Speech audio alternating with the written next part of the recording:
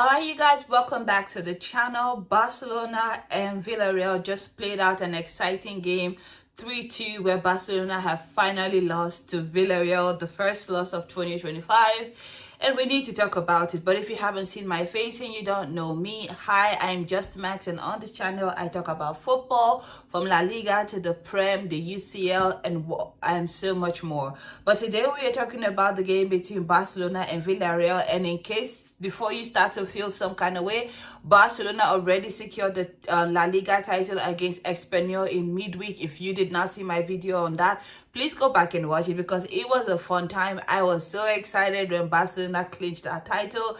This is one of two games remaining for Barcelona. Barcelona will play Athletic Club next week and then the season will be over. However, Hansi Flick decided to start with a very strong lineup, even though we had expected him to, go very light, because this is essentially a wrap-up game for Barcelona. But he did opt to go for a very, very strong team, because we do know that whenever Barcelona and Villarreal meet, it's always on side. We did see Marc-Andre ter Stegen in goal.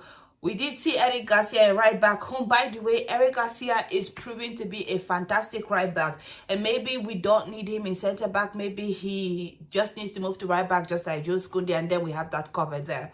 But I digress on that. Pau Kubasi and Inigo Martinez maintained their position in the center of the centre back, and Gerard Martin rounded out that back line for Barcelona. We did have Gavi coming in for Frenkie de Jong, and then we eventually had Pedri pairing in that double pivot position. Although we will get to see Frenkie de Jong come in this game. Lamine, Yamal, Fermín, López, Rafinha, and Robert Lewandowski, who is chasing Kylian Mbappe for that Pichichi, were Barcelona's attacking choices. And let me tell you, I expected Barcelona to start out slow because we had that celebration on Thursday. There was more celebrations on Friday. There was more celebrations on Saturday. There was a whole parade and whatnot. I had a good time. All the pictures were fire. The players were really having a good time. It was just like so much joy to see Barcelona be champions of La Liga. So to come in on Sunday to have to play this game, I knew that there's a possibility that this might not start out the way we wanted.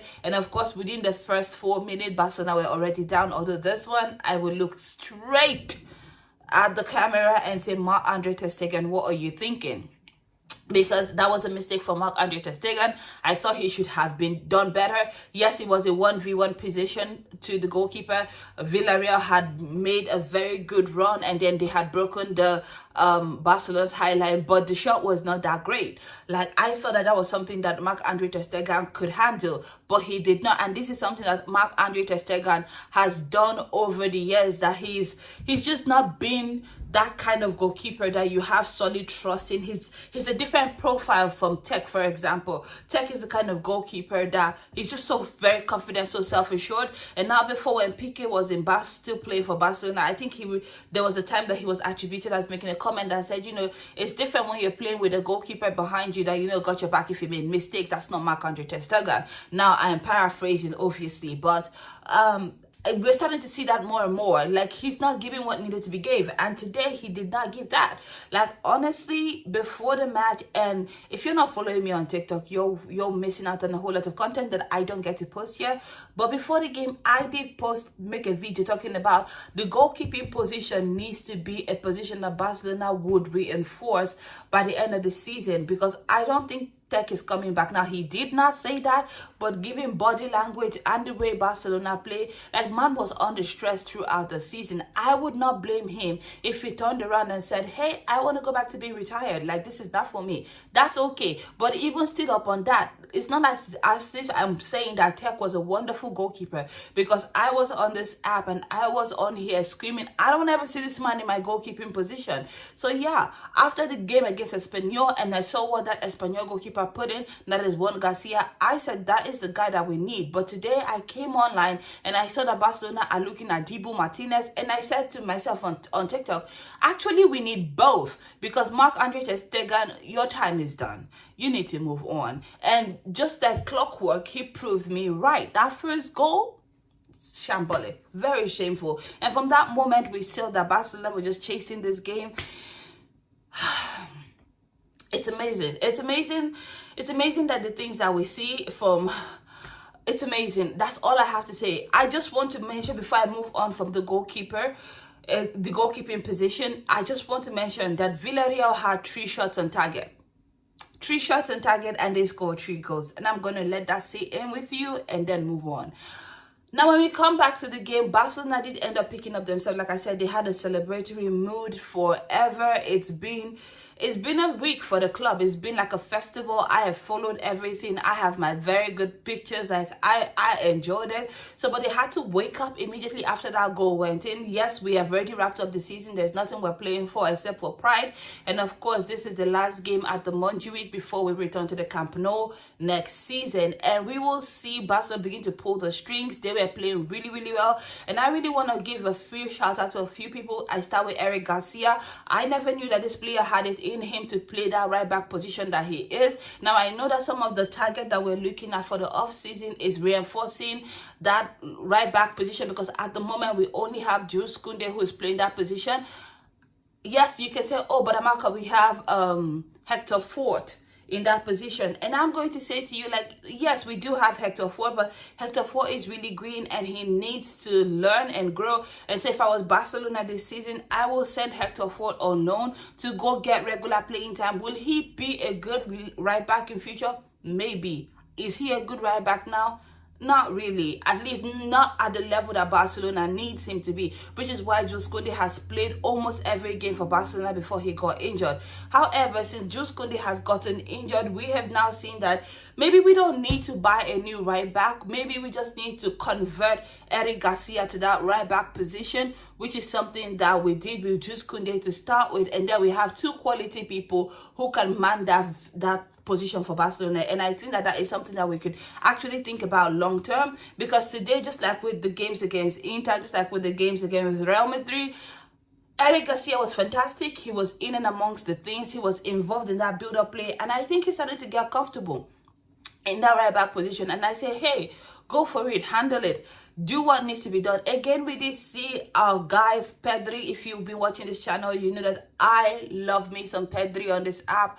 I have loved him every single time. I'm so excited for Pedri. He has literally gone 1 full season without picking up an injury, and we are seeing that Pedri is just quality pro max. He's everything that Barcelona needs and more.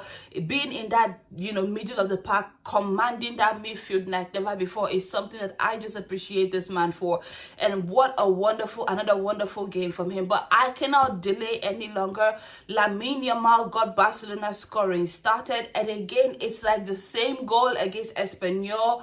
It's the same goal. It's like patented. It's like, you know, typecasting. It's like, this is my stuff, copy paste patented. This is who I am. Like, in this goal, he had to take 3 steps to find the opening for himself. But like, it still just baffles me, like how, despite the fact that many defenders know that this is what he wants to do, it's still very, very difficult to stop. And that goal from the first, from Lamine Yamal, it was amazing. It was wonderful. It was delicious. It was exactly the same goal he scored against Espanyol. And it's kind of like his trademark goal at this point. It was wonderful. Loved it. Barcelona were back in the game. We had Espanyol pinned back at that, from that period moving forward. And of course, you know that the second goal was not going to be far off, because Barcelona was just basically pushing them back, and this is kind of the way we play. And if you know, if you watch this channel for even a Marico maybe second, you know I love this next player, who's Fermín López.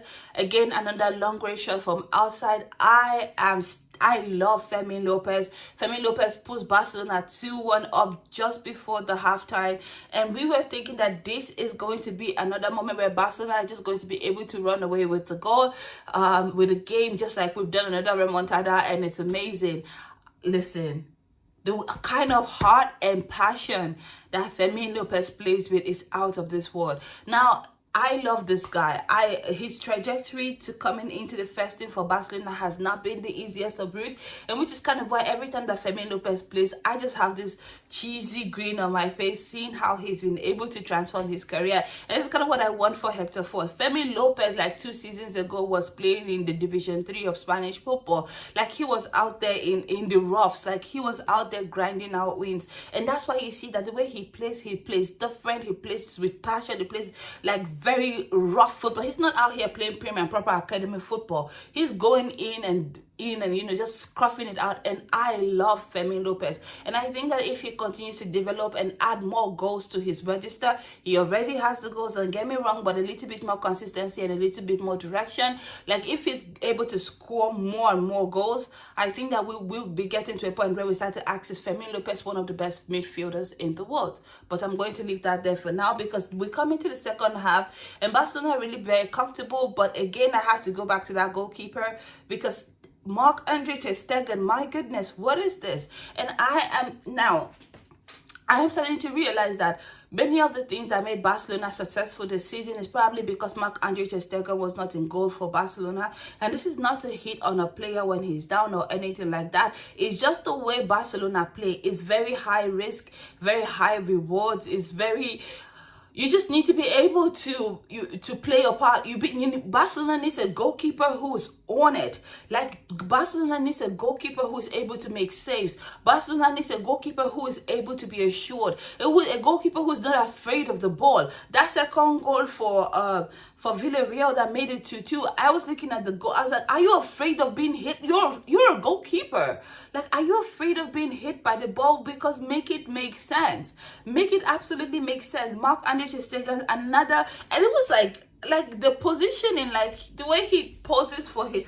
I'm like, oh, what is this? Like, I don't understand. Like, bro, like, yo, like, again, don't get it wrong. Like, for him to even be in a position where he's needing to make saves, it means that Barcelona's high line again has been breached. But the way Hansi Flick wants to play, we cannot afford a goalkeeper who is not able to get it together. Like, no, we need a goalkeeper who is assured, who can handle it. Like, I was just looking at, like, Barcelona had not lost a game until today. In 2025, that was a run of 17 games unbeaten. And they've won most of those games as well. And that is because of they're able to have a goalkeeper who can, make some saves. And also they, on the other hand, being able to outscore the opponent when it's not going their way in terms of defense. But I put it to you that had Marc-Andre ter Stegen been Barcelona's goalkeeper this season, I don't think that we will be in this position where we are screaming campeones, because for what was that? And Villarreal score, and they score a third one, which is again another similar situation. And I am not really understanding what is going on, because, like, again, it comes from a simple throw in, and then a ball is played into the box.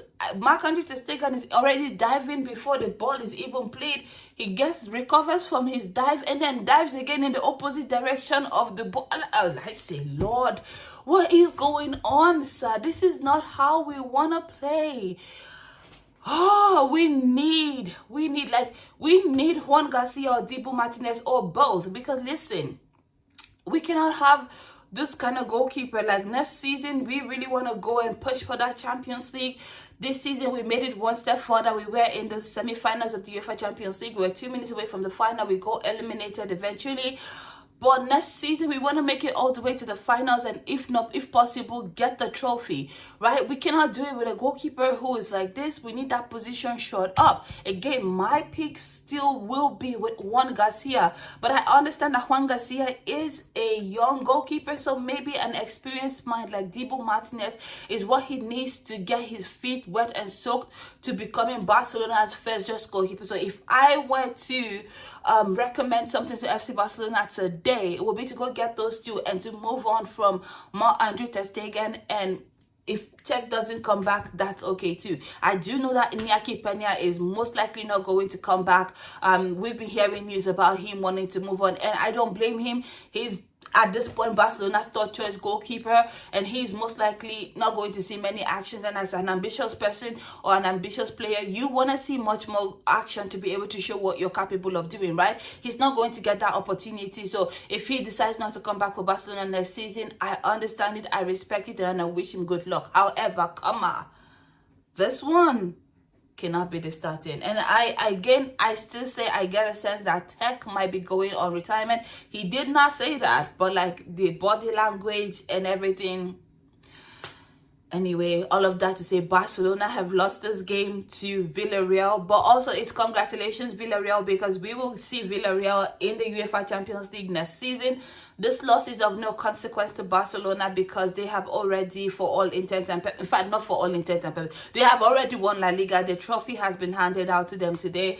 They do have one more game against Athletic Bilbao next week, and if they choose to lose it, it makes no difference. They're already champions. But that has been it for me from this game. I wasn't sure if I wanted to come back here and talk about it because like I didn't. But anyway, let me know what you thought about it. Did you enjoy? Did you not? Let me know all of this and more in the comment section. But until next time, bye guys.